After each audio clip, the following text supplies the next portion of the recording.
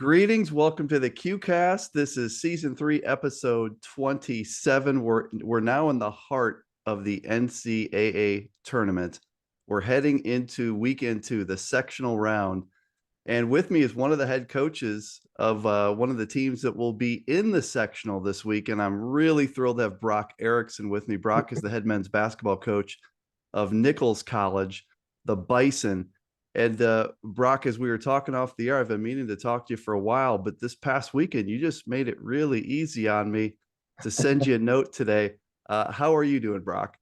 I'm great. I'm great. I couldn't be happier. Obviously it was a great weekend, and I'm really happy for our guys. They really played hard, and it was a difficult environment, and we found a way to win both games, and now we're moving on to the Sweet 16. So, You're it's easy to call you guys a Cinderella story. In fact, I probably use that word just from a seeding standpoint. Like when you look at the bracket, I kind of work it backwards and say that you guys had to be an 11 seed if you look at the bracket. So you were on an 11 line.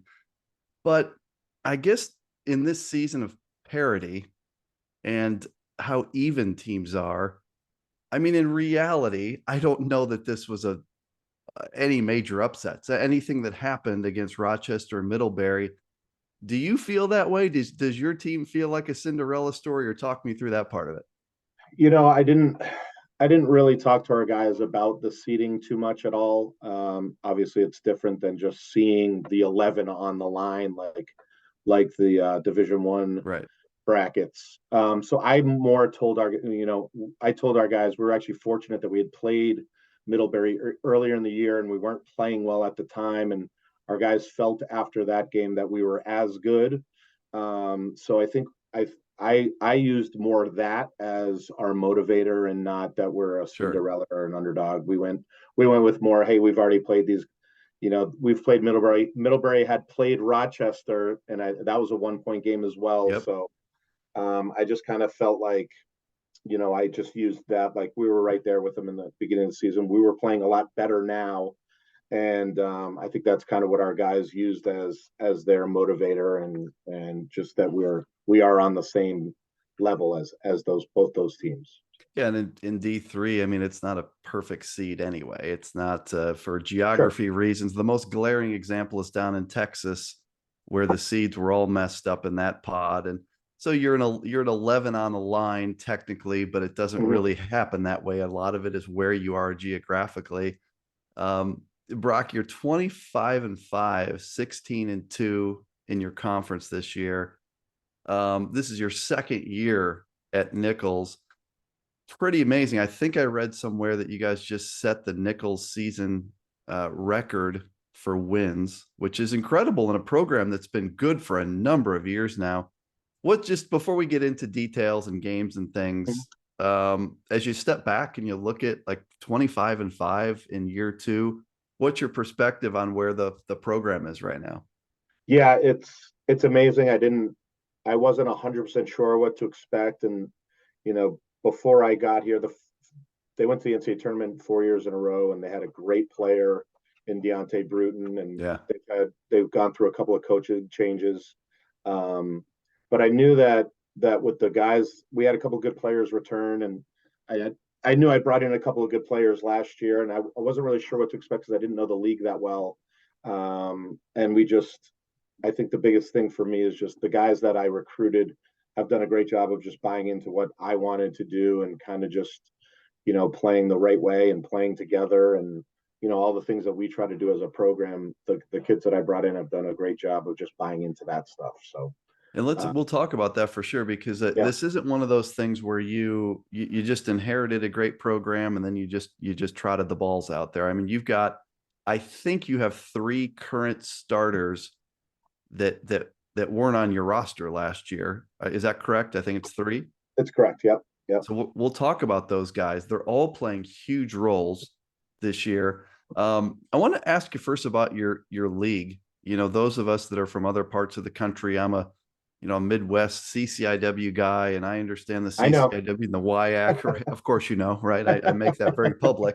I don't know the Commonwealth Coast Conference very well. Sure. I know Nichols. I remember Nichols was in the Elite Eight and played Swarthmore 19 or so. Mhm. I know Nichols. I don't know the rest of the league.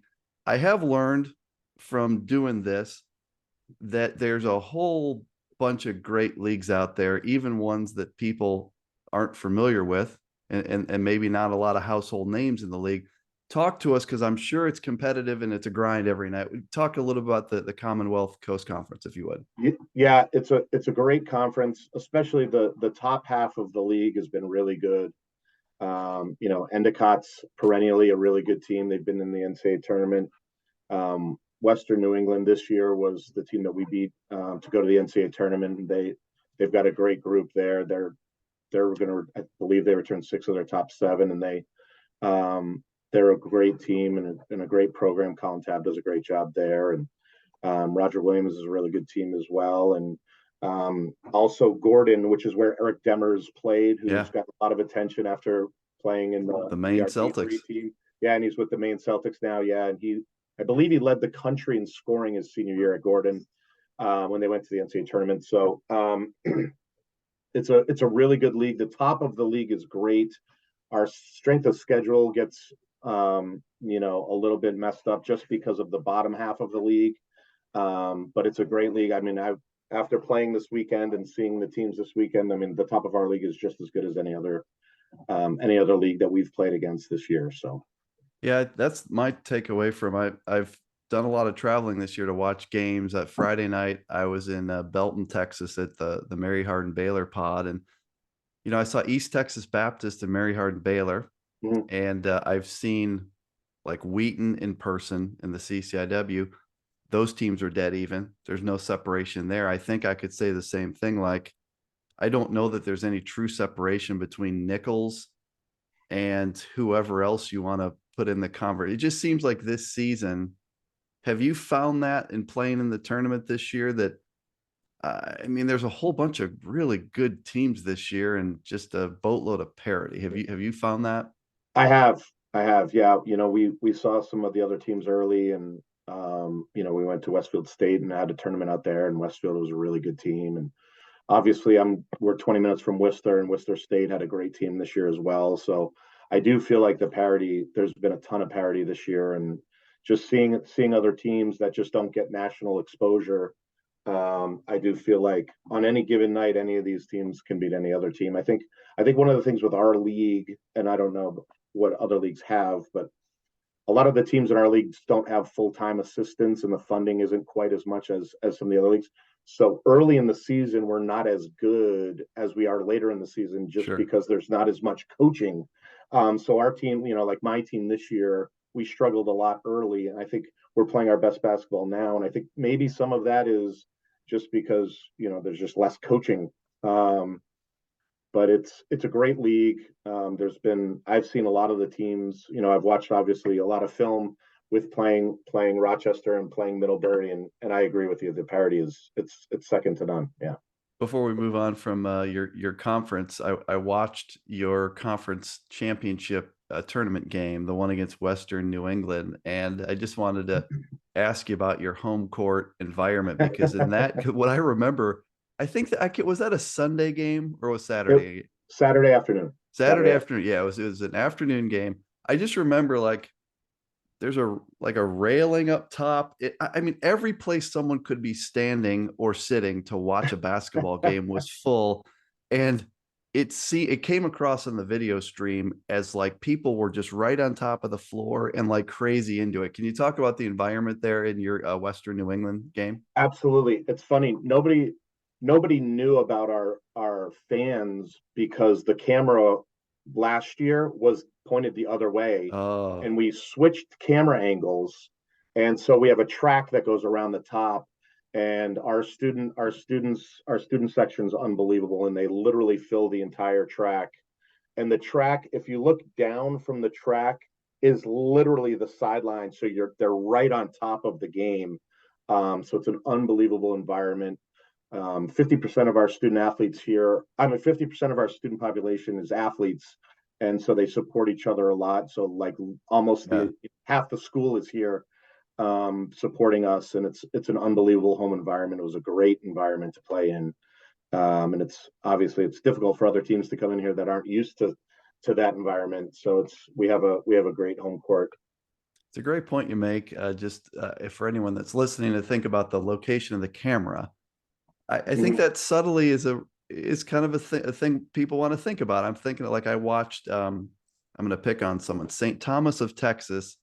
Their video stream points at a bench with no seats behind it, just a wall. If they would That's just put the camera on the other side, there's yeah, bleachers there, there's people there. I don't know if we've ever talked about this in the past, but yeah. it probably looks much better on a stream when you're showing your fans there, right? It really does, and we had a lot of conversations about it because then you don't see the coaches, but you do get to see the fans, and then like our logo in the middle of the court is Yeah. backwards, I guess, on camera. But it completely changes what the feel of the game is when you can see the fans, and because I mean, it was a packed house, it was standing room only, obviously, and it just gives you a much better perspective of what the feeling of the in game is like because of that. Yeah. Yeah, great point. Oh, let's talk about your two games this weekend. I was in Belton, Texas, so I'm sitting courtside watching the games there at Mary Hardin Bale. I guess I would have been watching ETBU play Shriner and or whatever the matchups were. I can't even remember now. But I remember looking at your score. So I have all the scores in front of me, and I'm picking and choosing which games to click the stream to. And you guys were in trouble at halftime against Rochester. You were down 14, 16, something pretty big, right? Yeah, I think it was 14 at half. Yeah.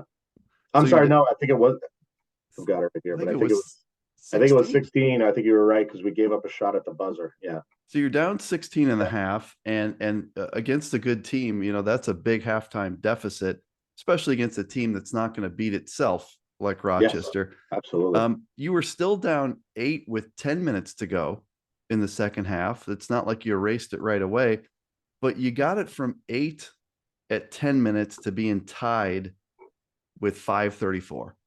And so that stretch, when you guys finally closed the gap and made that run to get it tied, what was it that was working so well on both ends of the floor for that to happen? Yeah, I told my guys at each timeout, you're not going to score a 16-point shot. We just needed to win each 4-minute segment till the next media timeout. And obviously, as from watching us play, I'm sure we play really fast. We fast break on makes and misses, and defensively, we really have been getting after it here the last couple months. So I think it's a combination of both. We locked in defensively, and anytime we get the stops that we want, we can fast break. We have 5 guys on our team that average 14 points per game. So we're really difficult when we get into transition because all 5 guys can score and all 5 guys can make threes. So I think it's a combination of both. We locked in defensively. We got the turnovers that we needed. They missed a couple shots that they made in the first half, and we capitalized on those in order to make the run.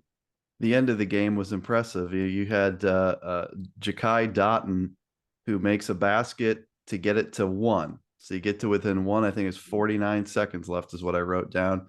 And then Ja'Kai Dotton, same guy, makes 2 huge free throws for you to go up 1.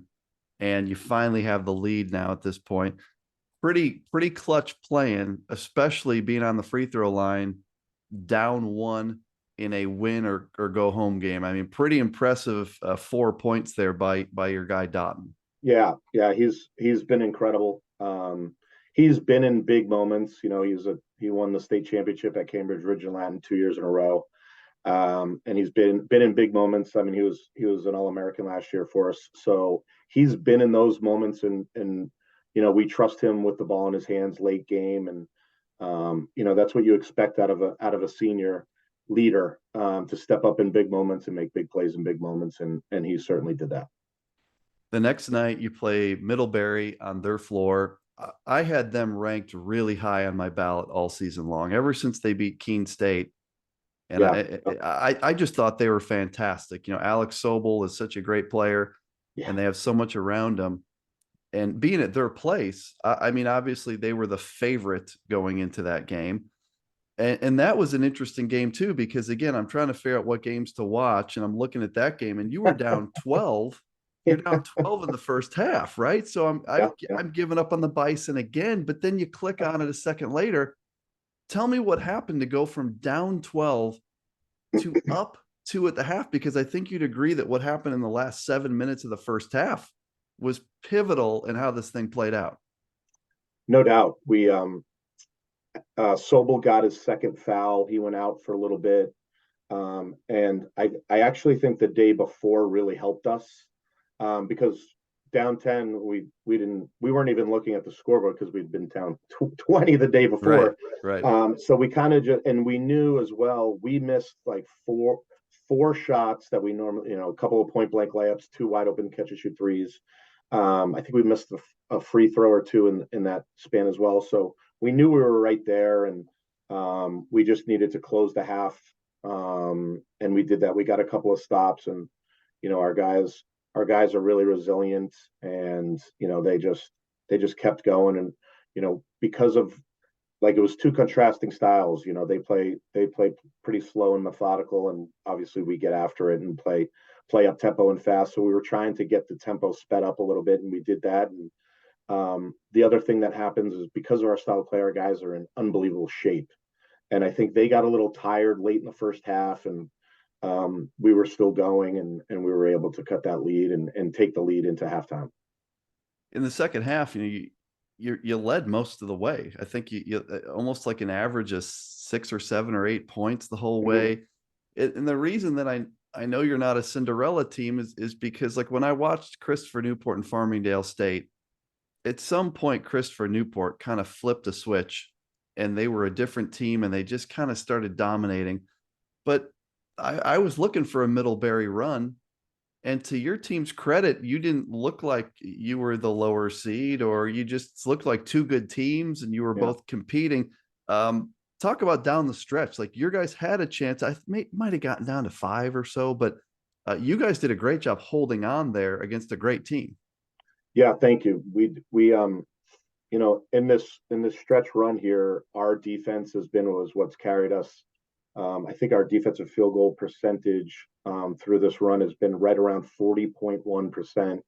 Wow. And we play zone, and our guys really locked in defensively and guarded them. And in the first half, they made some threes. We didn't allow a lot of catch and shoot open threes there in the second half. And um, that's kind of what we've done all year. Is in the second half, we've locked in defensively late game, and teams have a really hard time scoring against us because of that. And the reason why we kind of went to zone is we have a couple of smaller guards that are great on the perimeter, and they have great ball pressure, and it allows us to keep our big man Matt Electus inside the paint, and he's been awesome.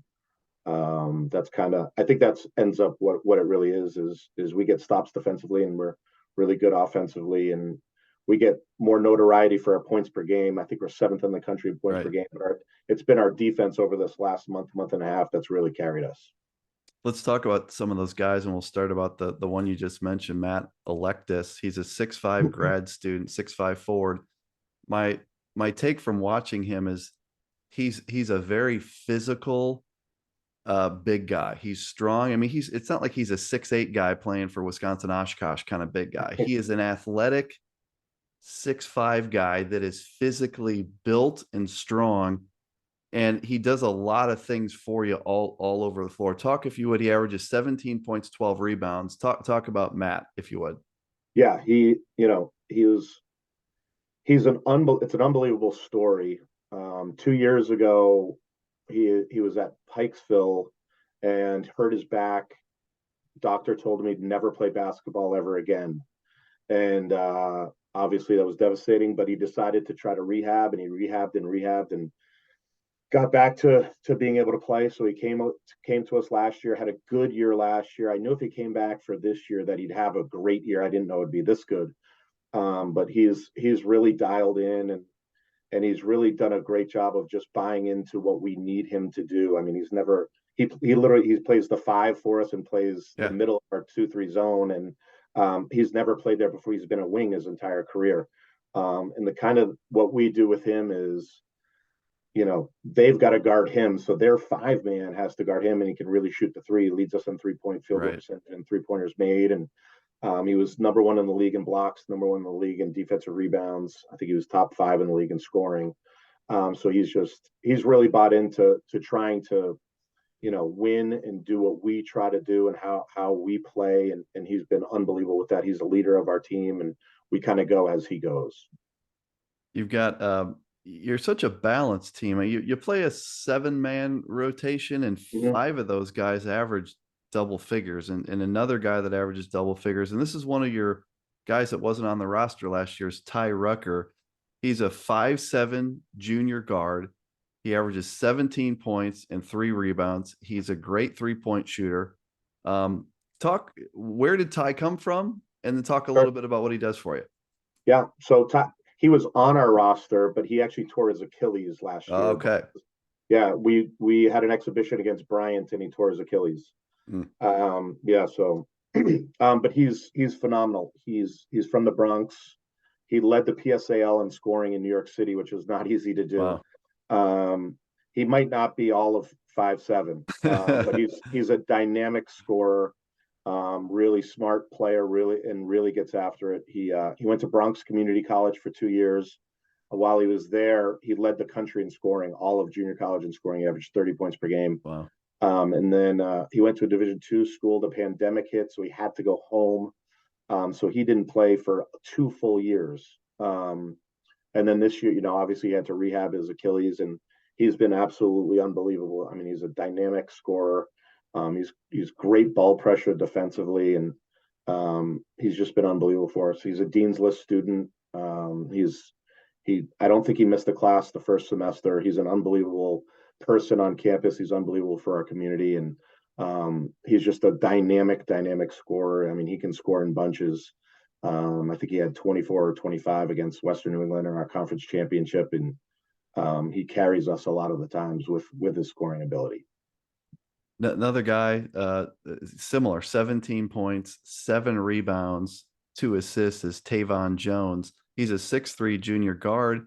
And watching him, I guess a lot of your guys, it's almost like positionless basketball. I don't know what to call him. I think with him, he's kind of a slasher to me. He does a little bit of everything. He gets the ball, he gets inside, he shoots mid-range jump shots.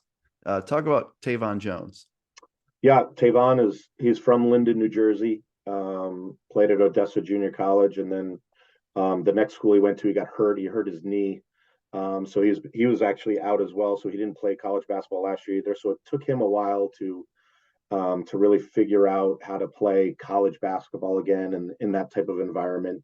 So he struggled with that a little bit early, but then, he's done a great job of buying into that. And he's really the heart and soul of our team. I mean, he's a tough player. He's an unbelievable rebounder. He's tenacious. And then defensively, he rebounds. He plays against bigger guys every single night, and just does a great job for us on both ends of the court. And whenever we need a big basket, we kind of go to him, and he's like our energy guy. And we kind of really go how he goes. Yeah, he is an impressive player, and he stands out during a game because he's just all over the place, always doing something. Another guy, and I think Ja'Kai Dotton started his career at Towson, if I recall. He averages 15 points, 5 rebounds, 3 assists. He's a 6'2" senior guard. Talk a little bit about Ja'Kai Dotton. Yeah, he's from Boston, and he last year he was the player of the year in the league, was an All-American. This year he's had a different role. He actually got hurt early in the year, and when he came back, he wasn't in the starting lineup. We won a couple of games, and to his credit, he came to me and said, "Hey, coach, I don't want to start. Let the team that's rolling roll. I'll come off the bench. I'm perfectly fine with it." Wow. And that's the start of the streak. And so when he comes into the game, it gives us instant offense. I mean, anytime you can have an All-American coming off the bench for you, and he's done a great job of just buying into a role that's different than it was last year. And coming from Towson, you would expect a kid like that to just want to go out there and score 30, and that's not what he does. He's done an unbelievable job of just buying into trying to win, so that we could go on the run that we're going on right now. And it's that mentality that's gotten us to where we are. because he very easily could have been a lot more selfish, and just cared about his scoring, and he hasn't done that, and that's part of the reason why we're headed to the Sweet 16. What's cool about your team is that you kind of have six starters. The way I Yes. look at it, because he came in, I think he played 30 or more minutes in both of your games Mm-hmm. this past weekend. So you bring him off the bench, and he's basically another starter. And then final guy I asked about is Quincy Fairby. I hope I'm saying that right. 14 You are. points, 6 rebounds, 4 assists. I believe we would call Quincy your point guard. At least he looks like he's your point guard to me. 6'1" senior. Talk a little bit about Quincy, if you would. Sure. Yeah, Quincy was at the University of Portland. There was a coaching change, and he actually didn't play college basketball last year either. And he came to us late, and he's done an unbelievable job as well, kind of just figuring out where he fits in. The beginning of the season, he wasn't our point guard. He actually kind of played the three, and just as the seasons progressed, he started to really figure out how to score, and how to score at college basketball is different than rec Right. leagues or pro-ams or anything like that. So Quincy's come on so strong at the end. He's been our he might be our most prolific scorer here in the last 5 or 8 games, because he's dynamic with the ball, and he can really get to the basket. He's so hard to guard. He's really shifty with the ball. And then the other thing with him is he's got really long arms, really athletic. Defensively, he just flies around, and he can really close out on guys. He covers so much ground defensively, with our zone, that he can play inside out, and he can, plays inside and helps, and then he's able to close out on shooters. And he's been phenomenal. He's a great kid. He understands, what we're trying to do, and it's again, even with him, it's the winning piece. Right. He tells our team, I've never been a part of a winning program like this. All I want to do is win. Just tell me what I need to do, and he's bought into that as well, and that's why I think he's been leading our team, first or second on our team in assists here the last 7 or 8 games as well, along with Nate Duckworth. So Seems he's been like a phenomenal. really it seems like a really cohesive group. I watched the post game press conferences from the Rochester and the Middlebury games, and you had players up there with you. And I think I watched the press conference from after the Western New England game as well, when you had like 5 guys up Yeah, there with that you. was Western. Yeah, yeah. Yeah, it's so like it just seems like from the interaction between them and you and them with each other, seems like you have a team that likes to play basketball together, and sometimes that makes a ton of. Is that like, am I picking up on the right vibes with these guys? I, I'll tell you, that's the whole key to our run. At the beginning of the season, it wasn't like that, and guys, they didn't know each other that well, because we had so many new guys that were good players. And we had a couple other guys on our team that are no longer on our team. And what happened, I think, was we were sitting with 6 losses. I think we were six. No, I'm sorry, 5 losses. We were 6-5. Wow.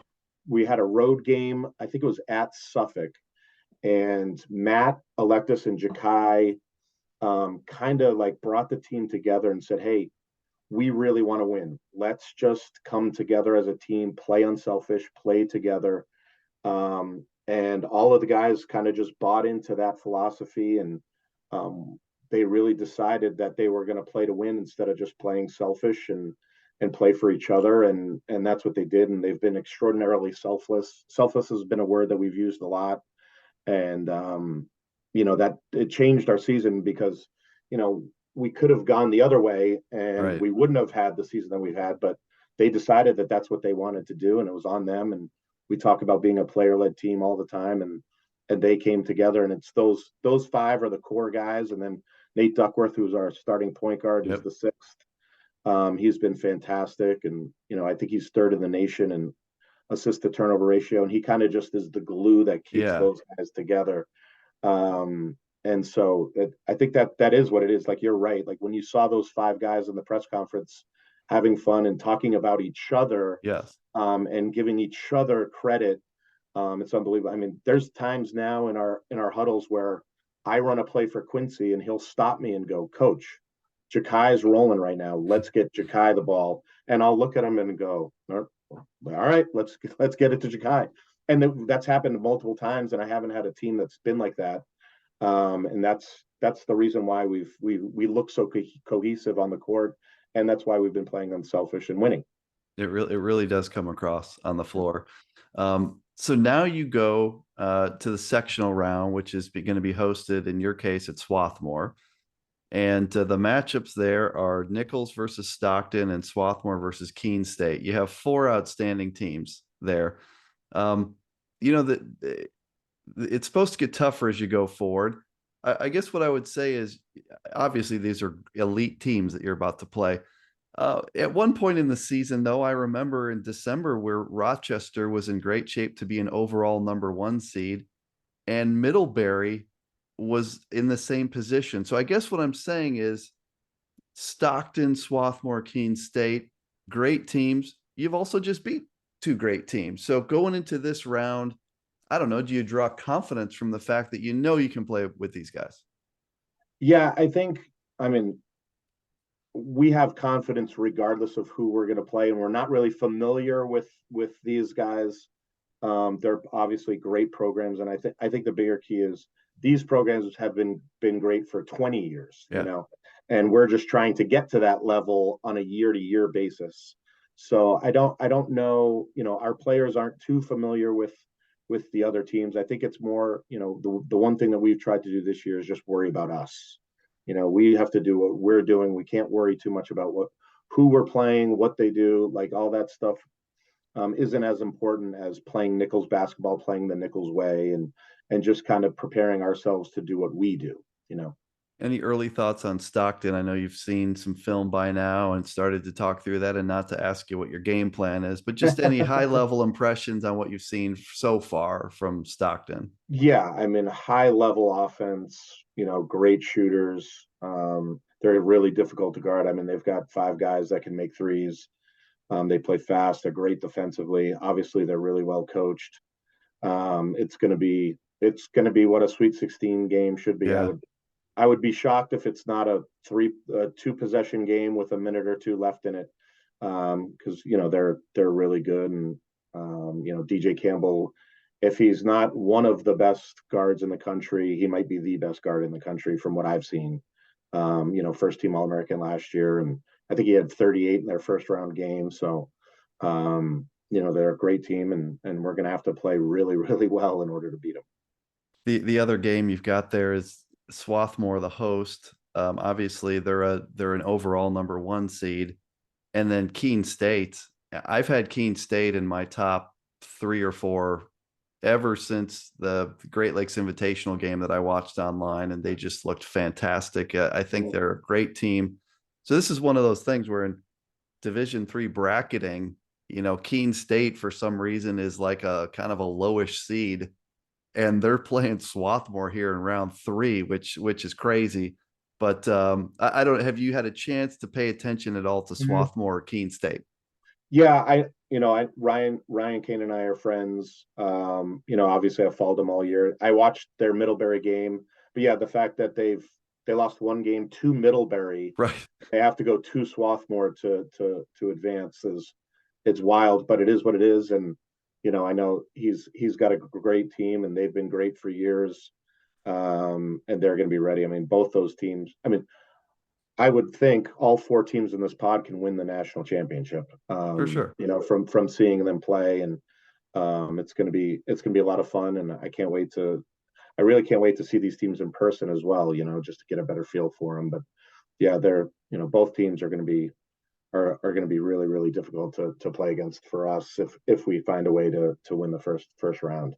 The great thing is that all 4 of the sectionals, we can make that statement. And many years you can't realistically make that statement. But I mean, this year we truly can say that. Because, like, if you look at, I'm just picking like that bottom right one, the one that's got Wheaton and St. Joseph and Mary Hardin Baylor and Christopher Newport.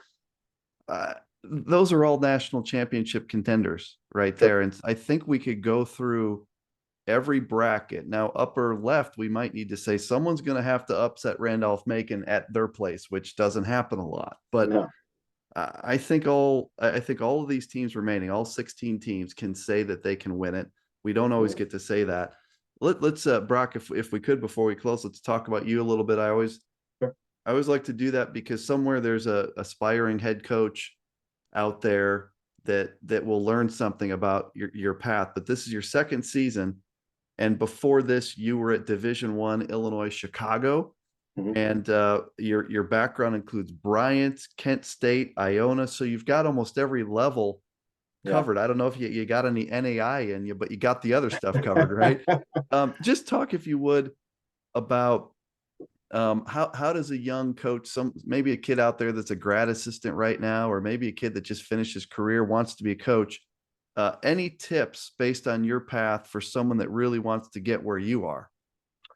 Yeah, I would say one, bet on yourself, go for it. Don't be afraid to not go for it. You know, when I was when I was coming up as a coach, I started out. My first job was at CCNY um, as an assistant, and I really wanted to be a coach. So I moved to Utah for 2 years. I coached at a junior college in Utah. I made $15,000 a year, but I'd never seen it. I'd talked to the coach twice, and I wanted to be a coach, and I just went for it. And so I went there for 2 years, and then I was able to then move on to Monroe Junior College, and while I was there, we had a lot of success, and we actually went to a Final Four and at Hutch. And then, but I think for young kids that are trying to break in, I would say two big things: one, bet on yourself; two, try to work for winners. You know, because winning matters. I think that's a big piece to it. I was fortunate, lucky enough, like with the schools that you mentioned. I've worked at the Division I level for Tim Clues, who's one of the best mid-major Yeah, coaches ever. Jared Grasso obviously was with us there, and now Jared's turned around Bryant. I was with Jared for 2 years at Bryant. And then I worked with Rob Senderoff, who's the winningest coach in MAC history, and Kent State's always the top three team in the MAC. And then I got to work with Luke Yaklich, who yeah, went to a national championship game with Michigan, and now he's getting ready to turn around UIC. So I've been fortunate to work with some of the best winners and best coaches in the entire country, and I was blessed to do that. But I think that's a big piece to it. And I've taken little pieces of all of those their coaching philosophies in what I'm doing now here. And I think, you know, if it wasn't for those guys, I wouldn't be where I am. And I just learned so much from guys that win. So that's one of the biggest things I feel like is going with guys that win and trying to find programs that win at an extraordinarily high level, because that's, at the end of the day, that's the hardest part of this profession is just winning a game. You know, right. Tim and Jared used to say it all the time. Just winning one college basketball game is extraordinarily Yeah, difficult. And there's a lot of things that I don't even know that I picked up from Tim and Jared and Rob and Luke that I've used, and it's just winning. And I think that's the big piece to it is just trying to find ways to win games. Um, but I would say if it's something for a young coach, is just go for it and believe in yourself. It's not going to be an easy road. right. You're not going to get paid a lot of money early in your career unless you're lucky. But if you know, you have to love the game, and you have to be willing to work more than anybody else works, and you have to be really devoted to, you know, the staff that you're on, and devoted to the team that you're on, and really just keep trying to move up the ladder. It's great feedback. It does Yeah, seem to yeah, me like, from all the people I've had a chance to get to meet doing this little podcast thing, it's like it's the ultimate bet on yourself profession. absolutely, it And is. if you're a risk averse person, it's probably not the profession for you, because you have to take so many gambles where you're betting on yourself, Yeah, and you got to be willing to go to Utah and make no money, and just knowing that you're going to do a great job and then get the next opportunity, and you still might not be making much money, but you know that there's like three steps away is maybe where you're getting closer. no So doubt. it's great feedback, Brock. It's Yeah, really great feedback. I mean, when I was at Monroe, and we were number one in the country, and we were great. I felt like I was a little stagnant in my career, and I took a head coaching job in Florida, the State College of Florida. At the time, it was a part-time job. It was $10,000 a year. But I decided I wanted to bet on myself, and I knew I could do it. So I went to Florida, and I literally was coaching four Division I players against the number one team in the country on Saturday nights, and then Sunday mornings I was teaching third graders how to dribble with their right hand. Wow. just to pay my rent, because I wanted to make it. And those are the sacrifices, and those are the things that you have to try to do sometimes in order to make it in the college basketball profession. So um, Appreciate that. That's yeah, awesome yeah. stuff. The other one I would say too is don't be afraid to reach out to coaches, because all coaches want to give back and want to help. I think that's another big piece, is just reach out to coaches and ask questions. It does seem clear to me in your profession that it is a very small little world. Like everyone, it always amazes me how everyone seems to know everyone, even between our level and higher levels. It's just like someone knows someone that knows someone, and it is the ultimate like networking profession as well. So that's For sure. outstanding feedback as well. Um, I just one more thing, and then I'll ask you for any final thoughts. I saw a tweet before I came on. The longest active 20 plus win seasons, men's basketball. Nichols, 9, Christopher Newport, 8, Swarthmore, 7. How about that? You're in pretty good company there, right? I like it. Yeah, absolutely. Absolutely. It's really, this has been a great, Brock, and the cool thing about this time of year is we get to talk to people, and because they're successful and they're on a bracket, we get to learn their story and the Yeah. stories about your team and how these guys have come together and how they like to play together. Your track record and how you got to be this point is pretty amazing. Tell us anything that we missed here. There's going to be D3 fans, there's going to be Bison fans.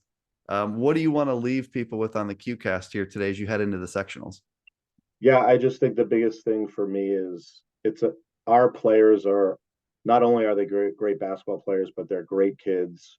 Most of them have overcome so much adversity in their lives and in basketball with injuries. 3 of our players um, had to redshirt at least 1 year, Right. that play a lot of minutes, but they're great kids. They're great in our community. They're great on campus.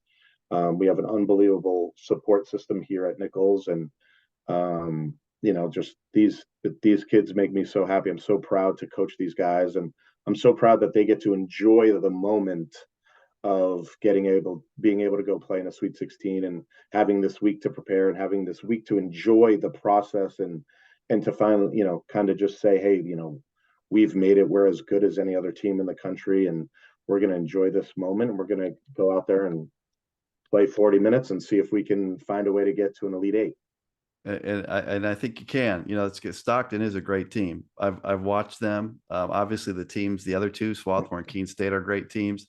But you have as good a shot at anybody. I think, based on if people just would, put down your top 25 ballot for a second and put down the seeds and what you thought about teams coming in. If you watch the basketball games, Mm-hmm. there's no reason that Nichols can't be in Fort Wayne next weekend.